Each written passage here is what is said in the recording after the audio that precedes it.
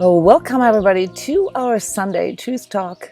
My name is Jona Bryndis, your living True Self Radio, and today I want to talk to you about wokeness and awakeness and how tired we all are of being told we need to be more awake, more present in the moment. Who of you is tired of hearing this?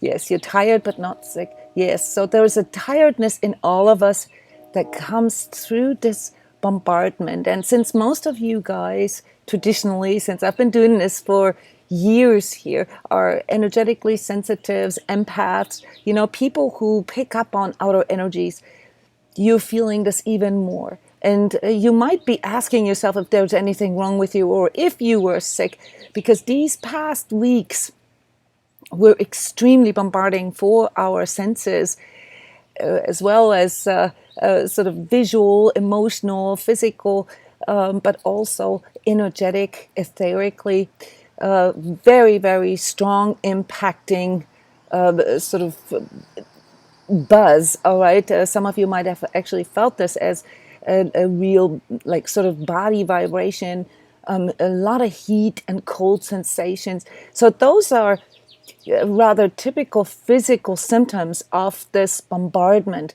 So for us energetically sensitives, this always means that, we feel more like we want to cave in, we want to, sort of go into this cave, all right? We want to just, sort of shut down all these outer impulses.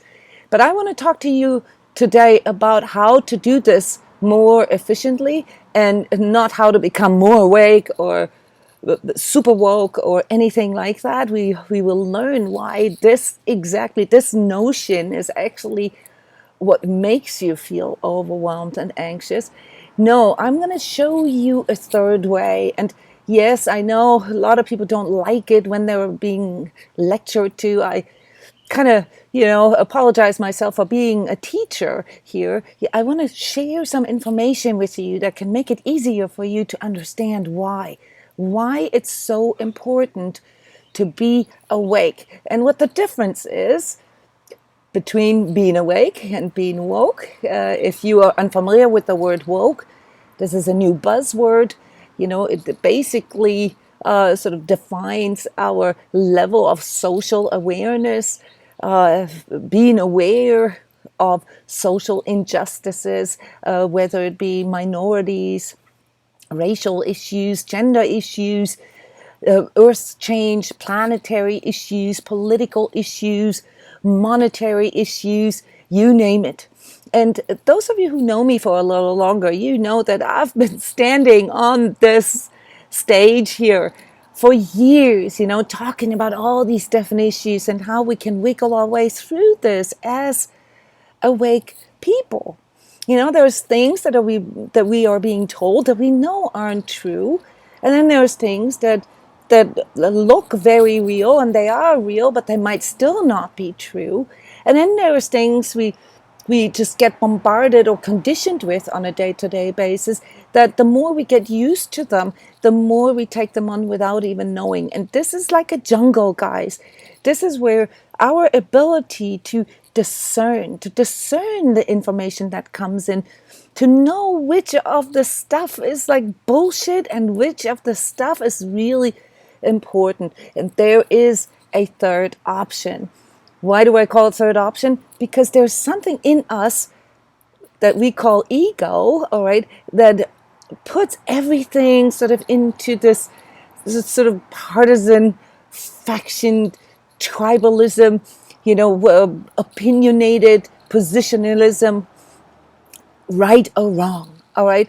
And this is basically what I've called ego duality, all right? So there's a thing or a mechanism in us humans, all right, that wants to simplify and categorize or compartmentalize a lot of times what this is that we are experiencing.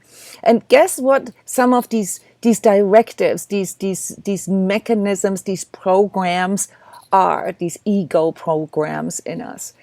There's really only two, but they take on different forms. And I want to just lay this out for you today so that in the future you can better filter things and not be victim of your unconscious filters or the filters that you were conditioned with. Because once you recognize that you have the freedom to choose, once you recognize that you can see truth with a different part of you that needs to be trained just a little bit, all right, then you recognize that most of the information on the outside and even the one on the inside, all right, is somehow not necessarily manipulated. Because this is also another aspect here. We talked about this in the Truth Talk a couple of weeks back called collective gaslighting. It's not that one particular faction does that. Yes, we have energies and entities and dark forces and stuff like that. All that is real. But it's not always true, guys. The main problem with truth being human is our humanness, is our 3D-ness. And the ego's function in us is to help us to cope with our 3D-ness. So what is our 3D-ness? What is our humanness? It is our body, of course, and the body in and of itself, as we know, has a certain expiration date. It has a time limit. It's vulnerable, and it can feel quite a bit of pain and suffering. Then we have our emotions, which are very much linked to our body, neurotransmitters, hormones, and so forth, that can also create quite a bit of pain. And then we have our mind that we can use to find a little bit of refuge, a little bit of relief. And when we educate ourselves, when we learn to look at pros and cons, when we learn to reason with things, all right, we feel a little more in control of some of these right or wrong questions, but we can also get stuck there, and that can create quite a bit of pain as well. These 3 levels of our humanness, all right, they are all bound to one major directive, one major paradigm, and that is time and space. There is a limitation to how long we're going to live, how long our body functions for us, how long our mind functions for us, and, how much emotional energy, motivational energy we can exert. There's an expiration date to this, and the ego knows that. The ego is the one that tries to help you, tries to help your psyche to deal with this, with the knowledge that you are gonna die one day. But it doesn't want you to know, and this is, of course, sort of just a very simplified way of saying this, that it actually filters and manipulates the energy, that the information that you are processing. All right, because if you would be thinking about death all day long, what, like for 80 or 90 years, what do you think would happen to you? You would see everything as a matter of, it's all going to end anyway. Nihilistic. You'd say to yourself, well, why should I even try? Why should I even, try to learn how to walk and to talk? There's no point in it. I'm going to die anyway, right? So this wouldn't be beneficial for our species, right? Because we have all these tools. We have communication. We have, our emotional brain, and then we have our sort of cognitive thinking brain. That allows us to communicate, that allows us to exchange, that allows us to invent things, that allows us to do great things. All right. So if we would be caught in this, what's the point? Then, life wouldn't make any sense. We wouldn't even engage in relationships. We wouldn't even procreate. We wouldn't even have children. And I know that some of you guys, especially if you're younger generation, that you can easily get pulled into this thought process, all right, that, looking at all the things that are going on in the world right now, that this is where you guys are trapped. And this third option, this ability to discern truth and to choose, and let me be precise here, not to choose your truth or your reality, but to choose what you want to do, what you want to respond to, what you want to dedicate your attention to, what you want to be, or what you want to do here in this world. Okay, this is a freedom that we have, and it's in philosophy and so forth, it's discussed as free will. And then of course we also have this spiritual notion of karma, that there is a sort of a consequence of all the things that we are choosing. All right, but the problem with our ego is that due to these protection mechanisms, due to these two directives that it follows, which is avoiding pain and seeking pleasure, due to these two directives, okay, we get caught in a reality, all right, that already has an expiration date built in. All right, and this is what I'm trying to help you with discerning here, because there is a third way, and that third way is often discussed in philosophy and psychology and spiritualism, and that is, in Buddhism, it's called the Four Noble Quests, or the Grail Quest, or there's many different variations of that, and this is all about how to out-vibrate human duality, how to wake up out of this 3D virtual reality, as so many call it, and this is where all these comparisons, these analogies with the Matrix movie come from, with the red pilling and so forth, to wake up out of this paradigm, this binary paradigm of trying to avoid pain, to not suffer, to not experience negativity or negative things, and to seek pleasure as a means to cope with it, as a means to get through, as a means to make yourself feel better about yourself. Those are your ego principles in you. And this is what defines our humanness, what defines our 3D-ness.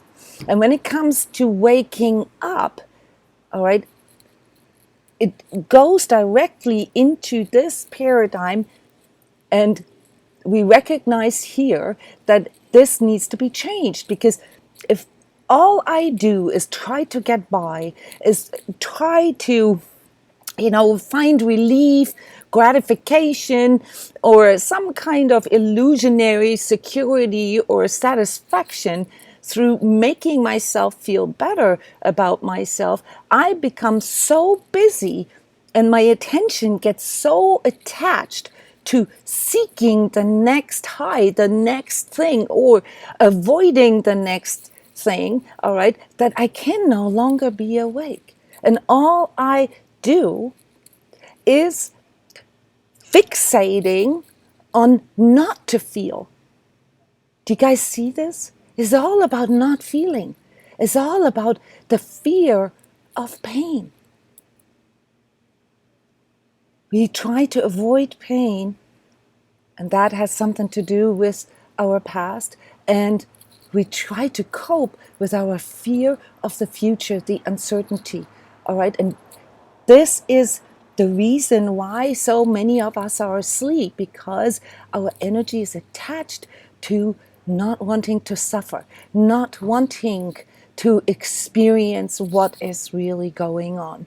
And in order to make this shift, and this is where mindfulness comes in, a lot of us have discovered the power of the mind. Okay, so if I start, thinking about things, and if I start to, become more educated, more aware of things, this is all frontal lobe. This is my cognitive ability, and even, I can even tune into higher functions of my intellect, precognition, and things like that. All right, if we the ego says, of those of us who have this sort of pull into thinkingness, into the higher cognitive functions, we start feeling a little better about ourselves, because it provides a very sophisticated mechanism for us to avoid feeling, to avoid being here. And this is where most of you guys, even in your attempts to be awake, where you get stuck in a higher and more sophisticated form of asleepness, you get stuck in your minds. All right, and this is why I don't like the word mindfulness so much, because actually, look at the word. We're already full of mind. Okay, and just a little fun fact here, which is significant for the bigger understanding of all of this. For thoughts to come in, which we've discussed before, thinkingness is a function of our brain. It is an ongoing program. It's a mixture of random and generated or rehashed recycles, memories, or projected anticipations or fantasies. All right, only 2% of these are actually yours. Okay, so 98% of those are coming in from the outside, whether you've identified yourself as energetically sensitive or not. 98% of what is going through your head as a thought, all right, is something that you're perceiving from this collective Wi-Fi.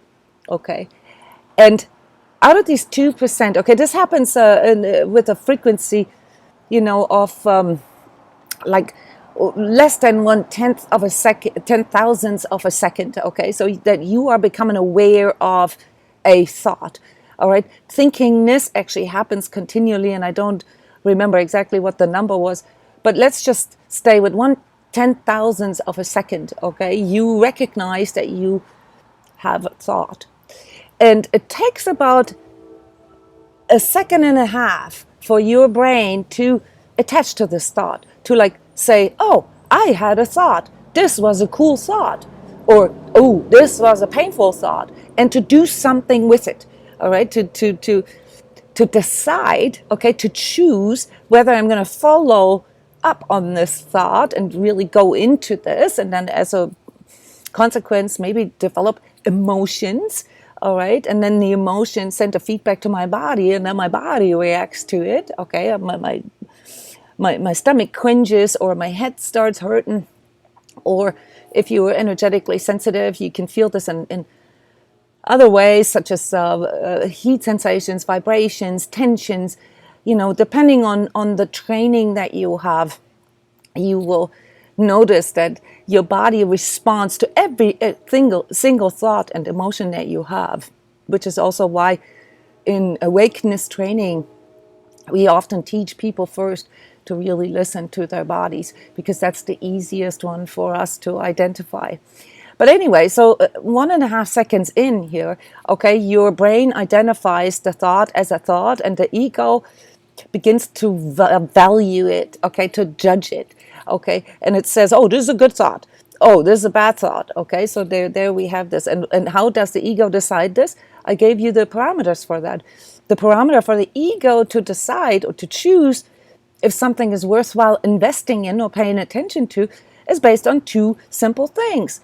Does it help me to avoid pain, or does it help me to feel better about myself? Avoiding pain, seeking pleasure. Okay, and here you can see now that the mind is actually not really a good tool to discern truth. Because, for me to watch a show, where there's a lot of cool, visually stimulating things in there, or where there's someone who's going through the same kind of pain that I'm going through, and there was a happy ending, and that makes me feel good.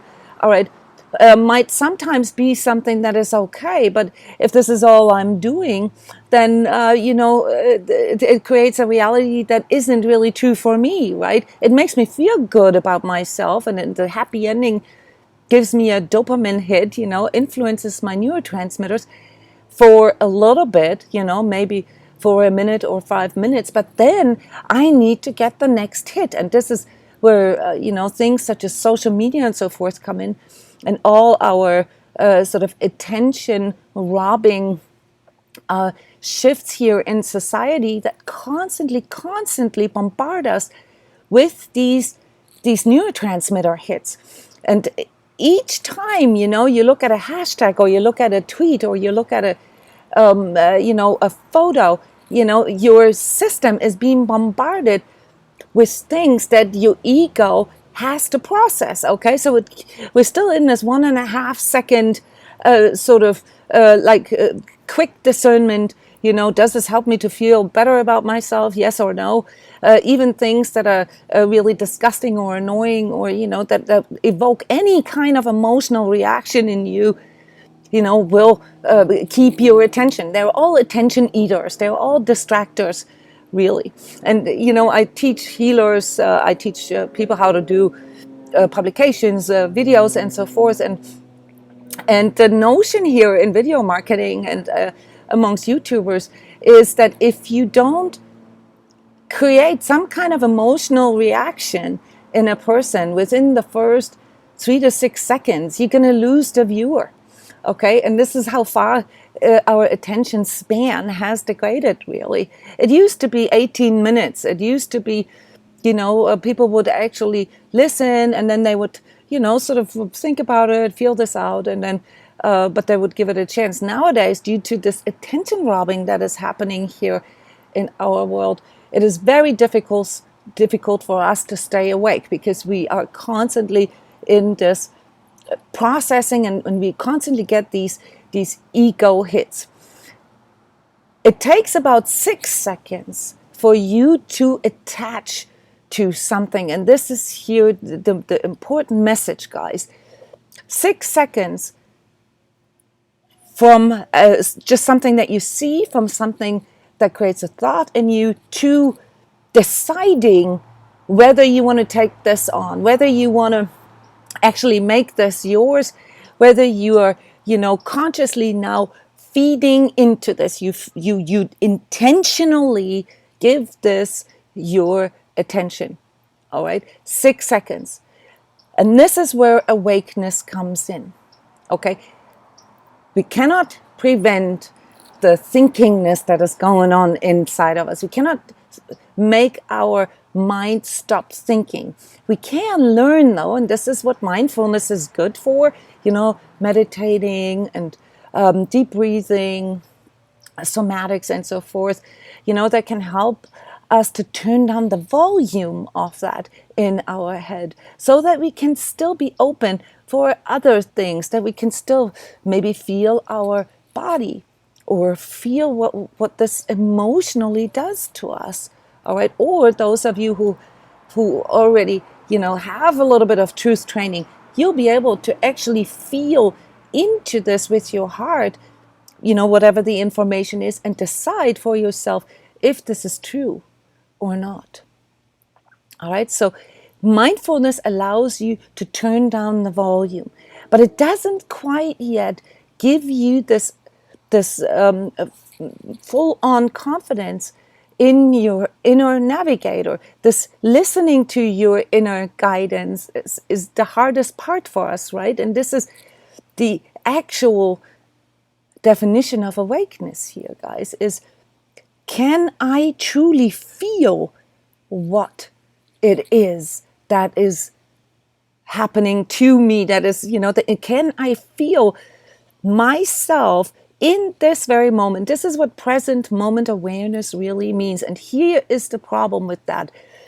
Because of the ego paradigm that we are all bound to in our, consciousness development, we're filtering everything of, based on pain and fear and pleasure. And so we cannot actually know if something is true or not until we allow ourselves to feel this. So the first thing is, of this awakening training, is to turn down the volume of everything that distracts us internally, and especially, then making choices perhaps on what we allow to bombard us, or what we allow to come in from the outside. This is the first step that somebody can make in trying to discern truth better. And that would be, for instance, slowing down or cutting down on social media time, watching news, watching TV shows or music, or,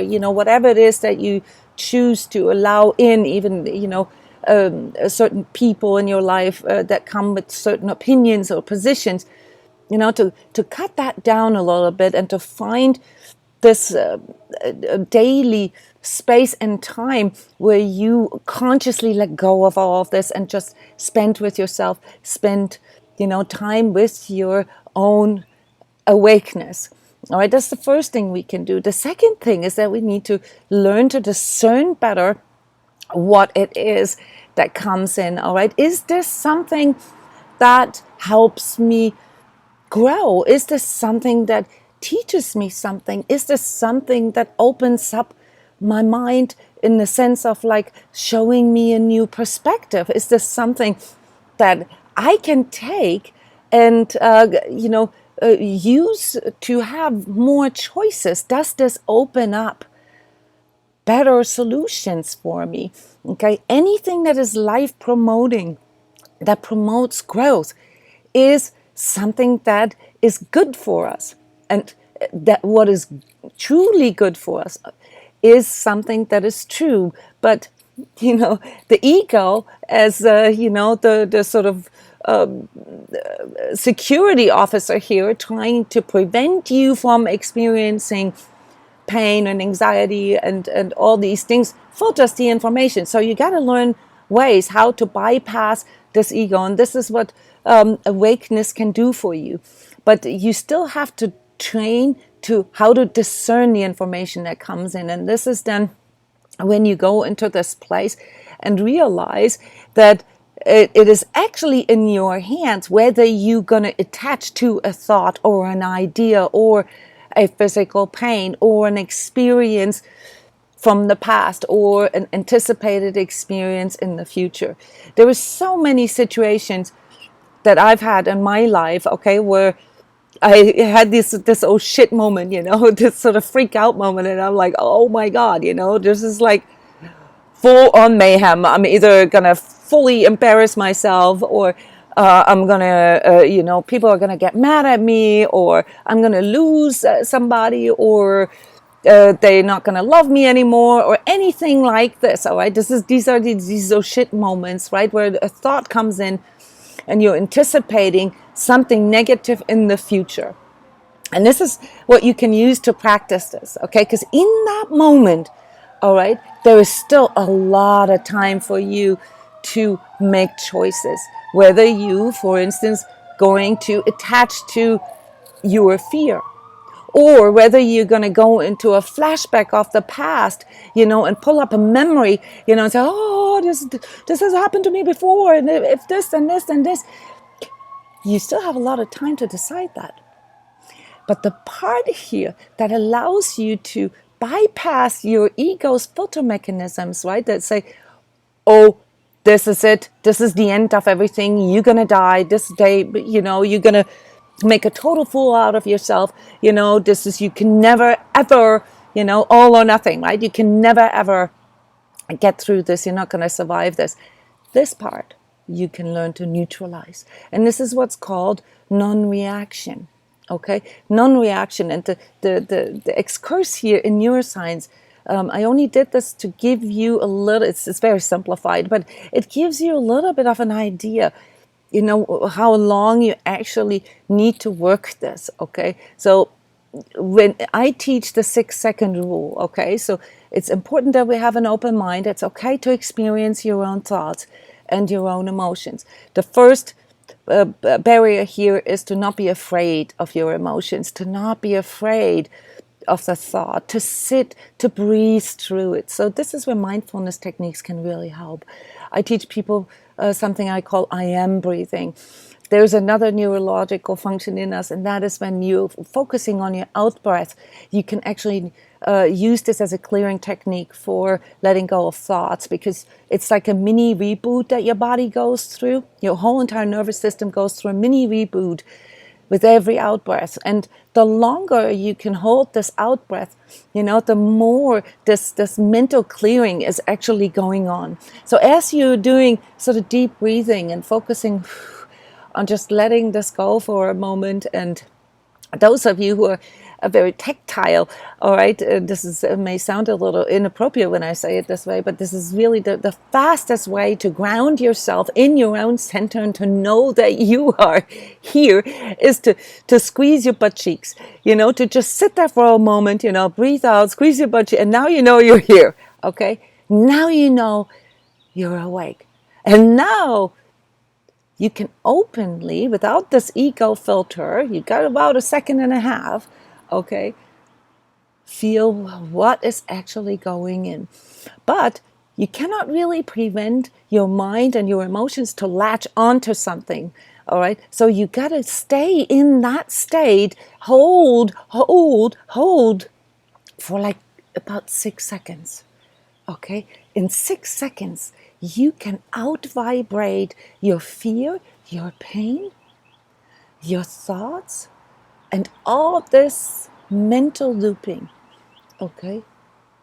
And learn that you can survive your own emotions and your own thoughts. You're not gonna die, all right? You can breathe through it. And then, and this is awakeness, guys, a whole new world opens up for you. Not only do you now know that you are awake, because before you only thought you were awake while you were actually asleep. How do I know this? Because if you're too busy, okay, trying to process everything that's coming on, and if you're too busy seeking, and fixating, on how to ascend, how to become better, how to accomplish more, how to have more, how to look prettier, how to not be fat, how to not die, how to survive, how to not make a fool out of yourself, you're asleep. Because you're right in that ego mechanism. There is no way you can actually feel what's going on. Feel this in your heart.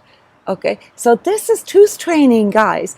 You learn to bypass and out-vibrate your own ego's survival mechanisms, all right, by sitting in it and by opening your eyes and by opening your body and by opening your heart and your emotions and even, your perspective. And you say, okay, this kind of sucks right now. Yeah, I feel overwhelmed. I'm in rage. I'm angry. I feel really scared. But you acknowledge it to yourself and you say, okay, this is where I'm at. And let me just sort of feel through this.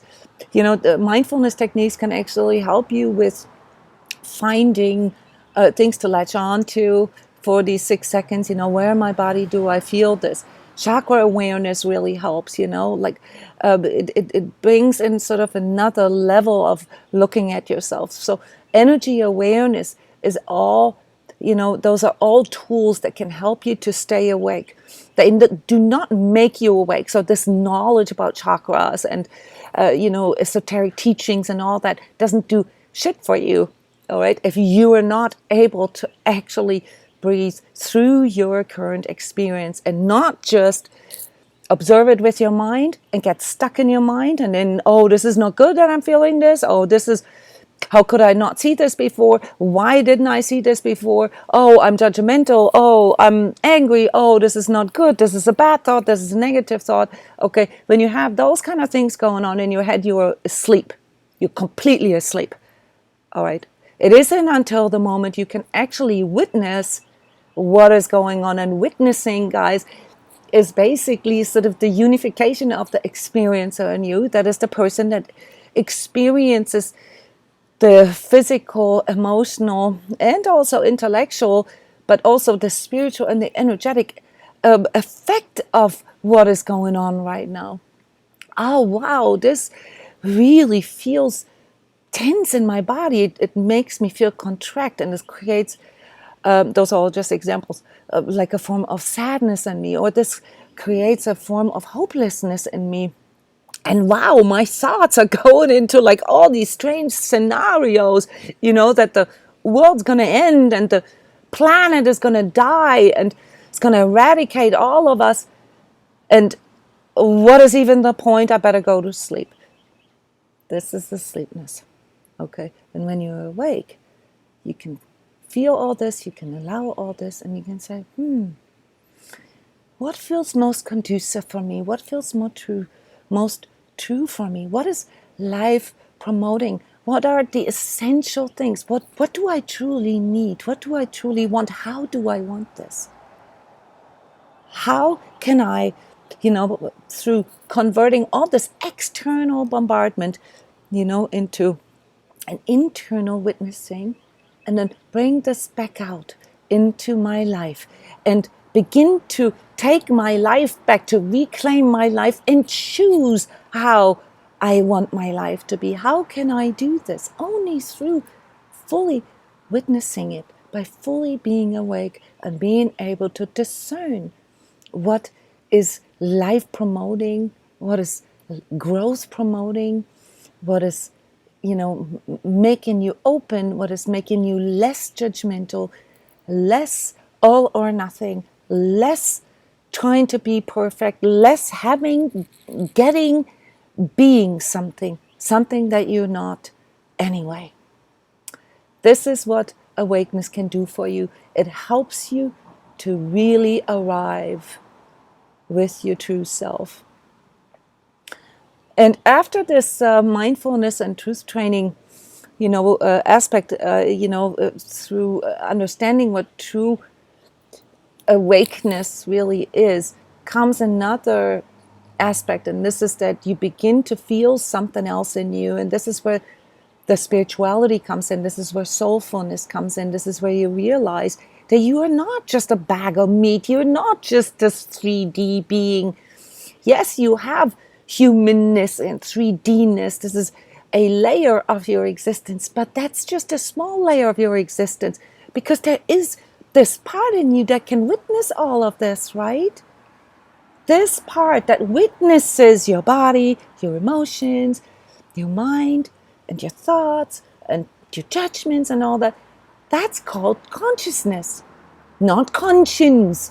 Okay, conscience is something that is tied to your body and tied to your emotions and your mind. Okay, this is something that is instinctual, that happens in a different part of our brain, that is supposed to allow us to, just sort of become grown-ups at some point, through healthy pain, healthy guilt, healthy shame, healthy anger. Yes, there is no such thing like negative emotion, guys. At this level of awakeness, and when the larger perspective of your consciousness comes in, you realize there is no such thing as negative and positive, dark and light. There only is what you give it. That is your spiritual freedom that sets in with becoming aware and awake to your consciousness. It depends on the context that you give it, and that is in your freedom. But you will not be able to do this until you are fully awake. And how do you know that you are awake? When you are fully aware, and when you are able to witness that you are awake, that's when you know that you're awake.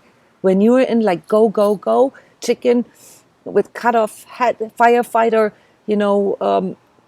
political correctness, trying to deal with, money problems, you name it.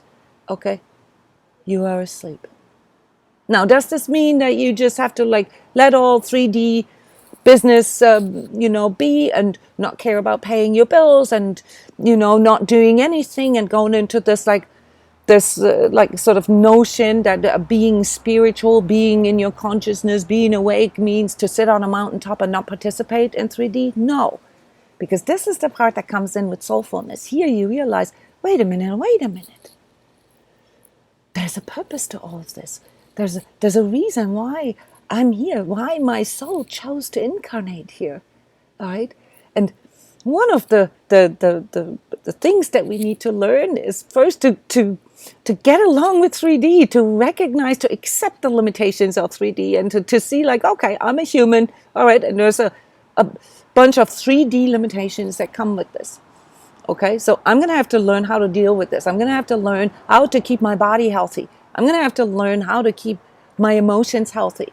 I'm going to have to learn how to communicate this with other people. I'm going to have to learn how to deal with other people. I'm going to have to learn how to deal with my mind. I'm going to have to learn how to deal with my energies and the bombardment and all this. Okay, this all comes from the limitation of our humanness, of our 3D-ness. All right, and we learn all these things.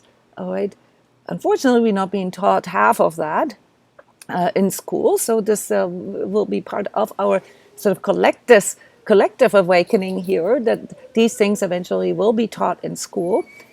But then the next level to that is, well, okay, so now that I'm actually fully here in the present moment and I'm aware, okay, of my body, of my emotions, of my thoughts, of my own spirituality. Okay, what am I going to do with this? And this is then when all the stuff that we previously externalized, because this is what the ego does, okay? It externalizes, choices and all this, all right? Because it's a lot easier to deal with 3D when it's all outside of you. So awakeness brings this inside, it internalizes truth, right? And then we recognize that we have choices. And with that comes self-responsibility, but with that also then comes purpose and meaning and fulfillment. And this is the moment when you realize that most of the stuff that you allow in on a day-to-day basis is actually toxic. It's poisoning your body, it's poisoning your thoughts, it's poisoning your emotions, it's even poisoning your spiritual beliefs into thinking you have to wear red socks and you have to meditate and you can't eat meat and you have to go do yoga class and all that, guys, just to keep you in that state of asleepness. Do you understand this? Seeking awakeness is an oxymoron. You can't seek it. There's nothing in the world you need to do to awake.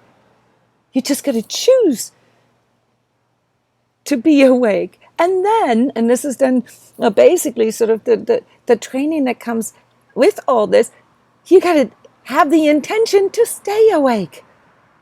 All right? Because this is what gives you freedom. And with freedom, you're going to see a lot more choices. At least the third option. Remember how the ego is binary, how it can only see all or nothing, black or white? Oh, well. When you are awake, when you can see at least a third option, there will be more options. The more you train to stay awake, you will have access to higher vibratory solutions, as we call this, because your energy is no longer pulled into this asleepness. And the world and everything opens up for you. But when you see the third option for the first time, when you see it's this moment, this freak out moment, right? When you see that you actually have the choice to not react to it. You don't have to decide whether this is good or bad. You don't have to go into fear or pain. You can also choose to just be. All right. And then, work your way up, sort of trampoline your way up, help your energy to get into higher vibes before you even make a decision. Because you recognize that when you're pulled into your 3D-ness, when you're pulled into your ego, you don't actually have a lot of choices. If the only choices are all or nothing, good or bad, then you already know that you're asleep. So the first sort of awakening sign in yourself, you'll recognize through realizing that you actually have a choice to not react. So non-reactiveness, and you know these terms. I know that you know these terms. Is then something that allows you to practice your awakeness and realize that there are more options. Now it becomes a matter of trust and confidence. But here is a problem. And this is where this whole wokeness movement grips. And forgive me for being critical. This is my job here as Living True Self Radio, to help you to discern truth. Okay, wokeness, all right, this spirit, this social justice, becoming aware of all the problems in the world, right? Becoming aware of racial, gender, financial, Illuminati, poisoned food, poisoned oceans, Gaia dying, all that. All right. What does this really do to you? Is this life enhancing, life promoting, expansive, growth promoting for you? Or does this pull you into even more judgment, into even more righteousness, into even more confusion of what is right and what is wrong? Does it pull you into political correctness? Does it overwhelm you? Does it make you feel guilty about eating meat? Or, like afraid of saying things because you don't want to hurt anybody's feelings? Wokeness, guys, as a social phenomenon, as a social movement, is another level of asleepness. Okay, so yes, I know those are all just words. But if you are in this place here where you literally experience sort of a wokeness fatigue, where you can no longer, bear, like another school shooting and another racial injustice and another Me Too case and another, all right, that's when you got to pay attention, guys. That's when you have to wake up, okay? It is this gaslighting, okay, and it happens backward. It happens the other way around than your mind thinks it happens. It's by bombarding you with it and using your ego's function, okay, to literally bombard and filter, your ability to discern truth, that you are being pulled back into sleepness. That's where you got to pay attention. Those are kind of things that you can only see and feel when you're fully awake. So you got to be careful here. Do I care about the planet? Of course I do. I connect with the planet energetically, emotionally, and practically every day. Why do I sit outside in a tent here? Why do you think that is? Because for me, it's life promoting. It's uplifting my energy. It's something that keeps me awake. It's something that allows me to see the little kitty cats that are bouncing on my fence right now, or my dog that is barking at other dogs, or the little birds that are in the trees, or the crickets, or the eagles that are flying up. It allows me to tune into nature and into the heart of Gaia at all times. But am I being pulled into blind activism because I think I need to save the planet? No. But do I feel, or do I have a consciousness about the planet? Yes. There's many things that I do due to my own values, due to what is important and true to me. What feels true to me that I'm doing, and that I have been doing ever since I woke up for like over 30 years. There's certain things that I do for the planet, with the planet. And one major thing that I do is I stop judging other people. I go in and ask the planet what it needs. What does the planet need?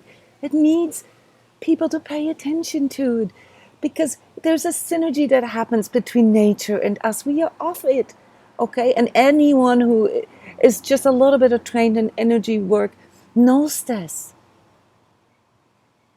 And I collect plants around me, and I talk to plants. Yes, and I hug trees. And yes, I go in and communicate with plants, because this is where I can tap into this truth of divine creation. And the same with kids, and the same with other humans, and the same with everything in my life. I'm experiencing everything in a state of awakeness, where I don't have to react. I don't have to judge, where I can choose. I choose the people that I am with. I choose the foods that I'm eating. I choose the shows that I'm watching, the music that I'm listening to, the YouTubers that I watch, what I read, whom I talk to, whom I work with. I choose this. And that's not because I'm better than you or whatever, more ascended or more spiritual. No. That's because I'm awake, and I have been awake for a long time. And in the past, this has been a very ungrateful job. And I'm realizing that being awake has never been easier than today. Okay? The only thing that you need to withstand is this, on one hand, toxic passivity, where you get so overwhelmed and doubt your own reality and doubt your own truth that you basically incapacitated and no longer able to do anything because you don't even know anymore what's true and what isn't. Or blind activism, where you focus on resisting, all those bad things, all those negative things, all those, dark forces. You focus, you choose to pay attention to them by resisting and fighting against them, which is asleepness as well. Because the truth of the matter is, and this is something that you can see from an energetic perspective, is that what you choose to pay attention to is what you are energizing. Okay?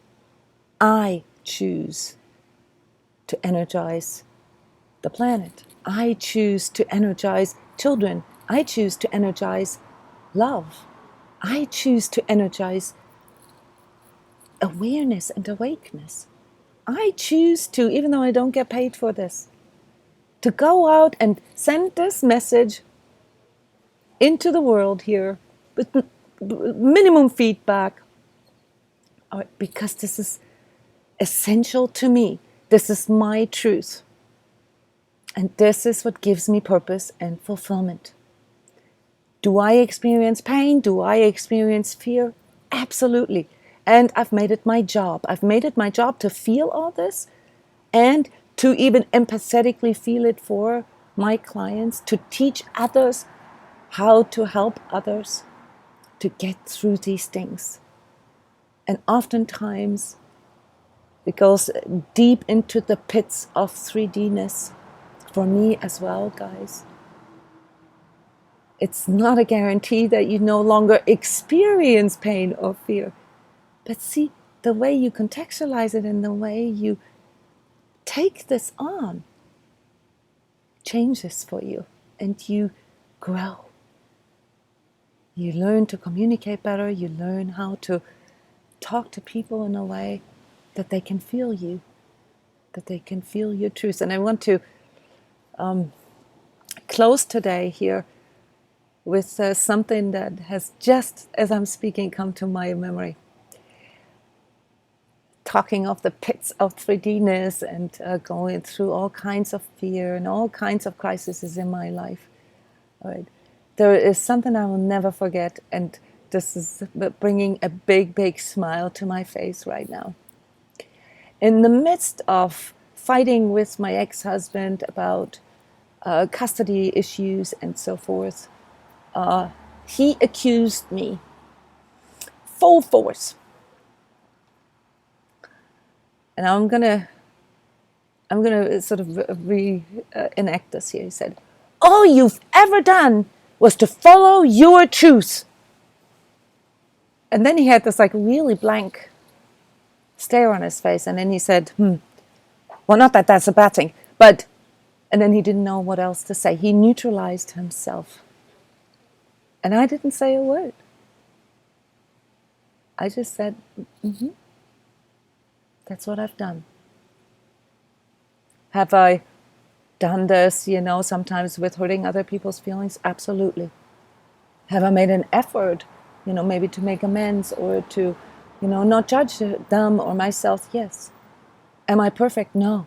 Am I okay with not being perfect? Absolutely. For as long as I'm staying awake, I know that I have options. I know that I don't have to react and that I don't have to avoid pain or seek pleasure just to get by. I didn't come here to just get by. I came here to be an active participant in my life. So today is not very interactive.